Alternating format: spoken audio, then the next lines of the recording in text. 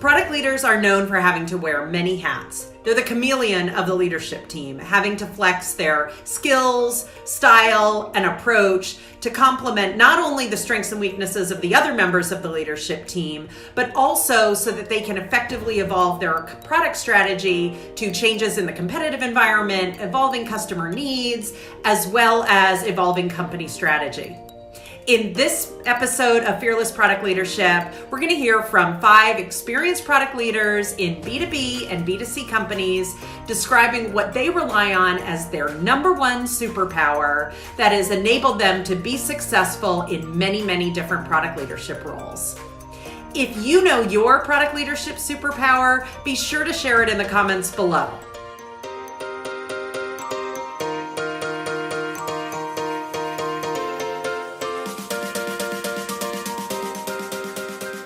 These are the product leaders that we're going to be speaking with today. You can get more information on their background by watching their bio videos using the links below.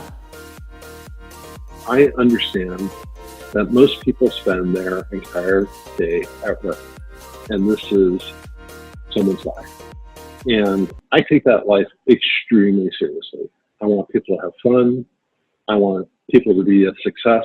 And I want it to not be some boring corporate bureaucratic environment that sucks. Because that's what most jobs are, is that people are going into an environment and the job sucks, or the bureaucracy sucks, or something like that. So my job is to make people's lives actually happy for the time that they're here working.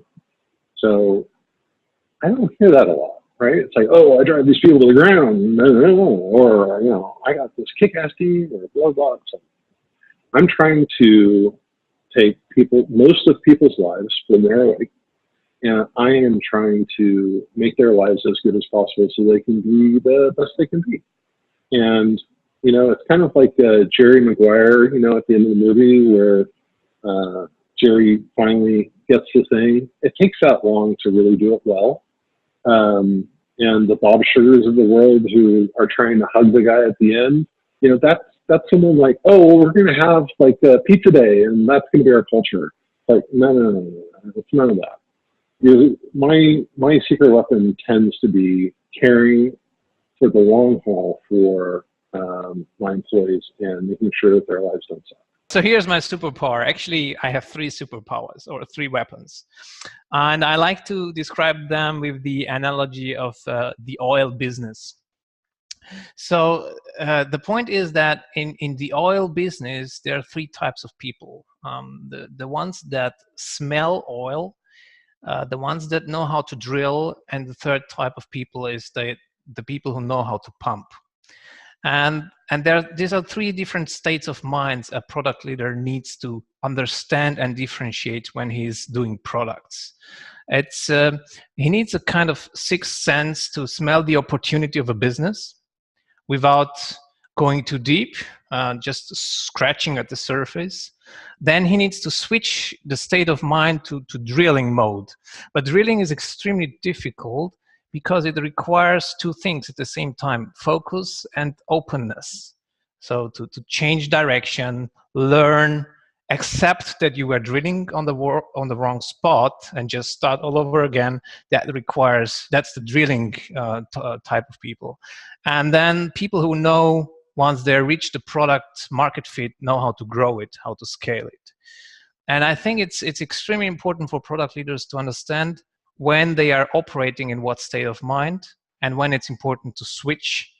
And often it happens at the same time because products, if you're managing multiple products, one product is still on the surface and you still need to smell the opportunity while the other one needs to grow.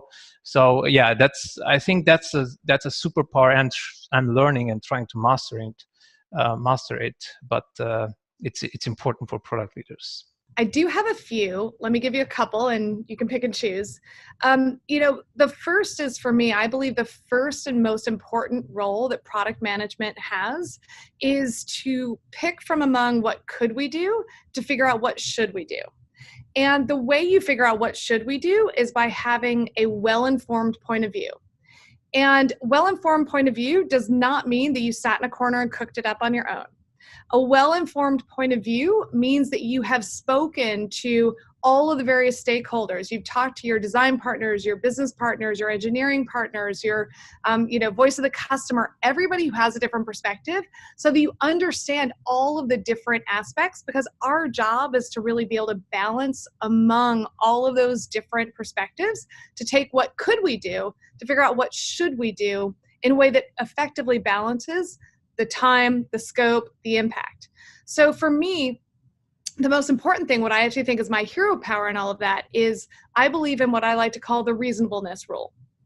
When you are having a conversation with somebody and they appear to be unreasonable, or they think that you're being unreasonable, chances are they know something you don't, or you know something that they don't. And so when you find yourself and you feel like you have a strong point of view that is well informed, and you hit yourself up against this resistance, the most important thing is to take a moment and stop and ask yourself, what is it that they know? And ask them what it is that they know that leads them to think that what you're proposing is unreasonable, and take the time to actually listen and understand, and vice versa, so that you can figure out what is it that is actually the barrier. Because a great idea and a great strategy and figuring out all the right things that you should be doing doesn't matter at all if you can't communicate it effectively and can't align all the constituents and then go execute it. You'll never get a chance to do that if you can't figure out a way to make sure that your point of view is in fact a well-informed point of view. When I think about what my product superpower might be, I think the first thing that comes to mind, or maybe the strongest thing that comes to mind for me about being a product leader, is about empathy. It's about listening and not assuming that I know what's right or what to do or how to do it.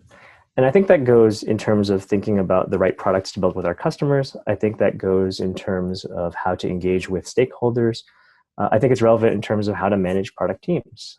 There's a healthy tension between product managers having a strong point of view, having a clear vision, having a drive and a certainty about themselves, with a respect and empathy for our customers, for our colleagues, for our others, and an openness to continue to grow and learn and absorb from those around you.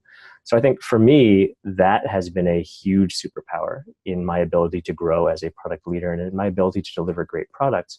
Is I genuinely want to be proven wrong in some cases. I want to be pleasantly surprised. I want to find new opportunities. I want to challenge my own beliefs. And I believe others can give me that. Like, even if, the first reaction is like, what are they talking about? That is crazy.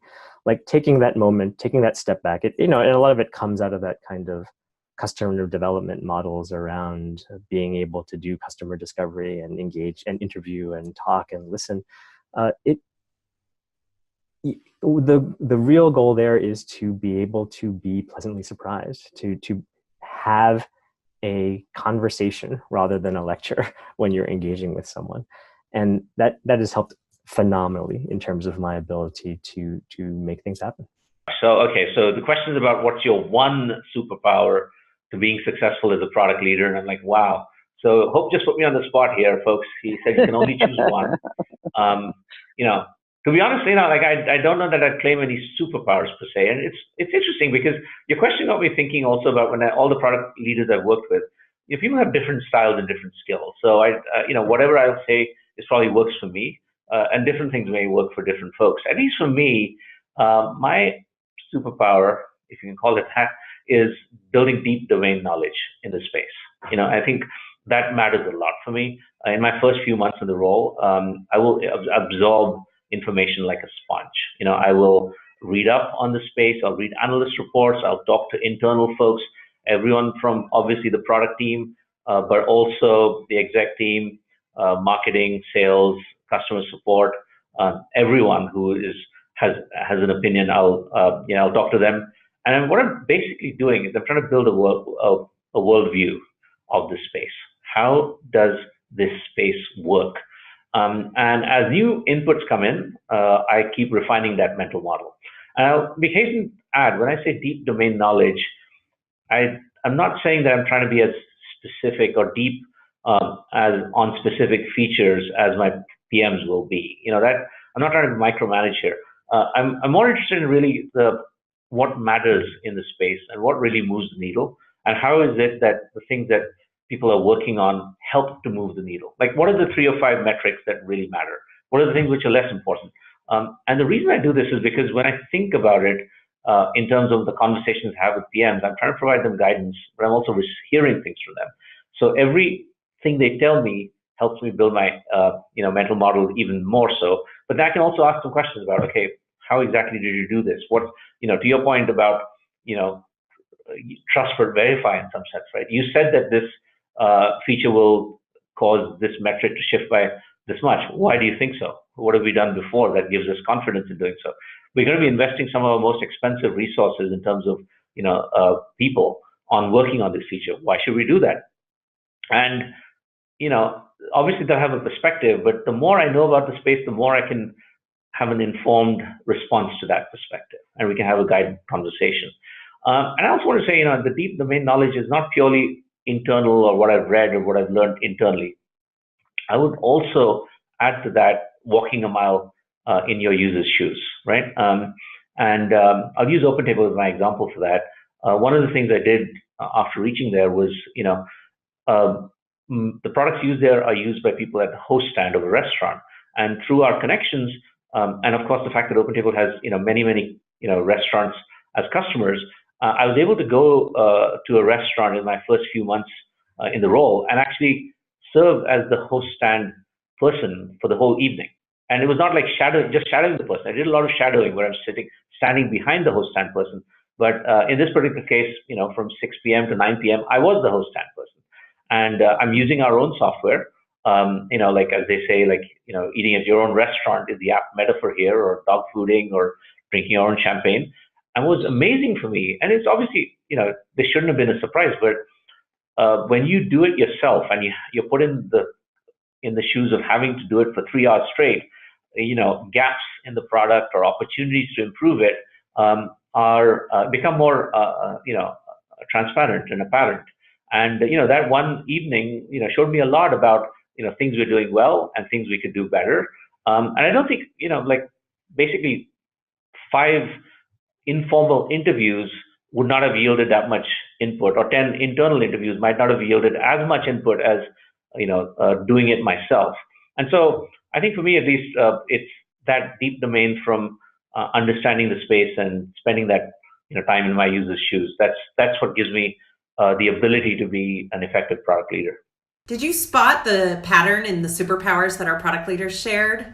Almost every single one of them talked about how they found the right combination between understanding what people need, whether it be their stakeholders, their customers, and their teams, and the market opportunity. That is the powerful combination that product leaders focus on. That's where the magic happens.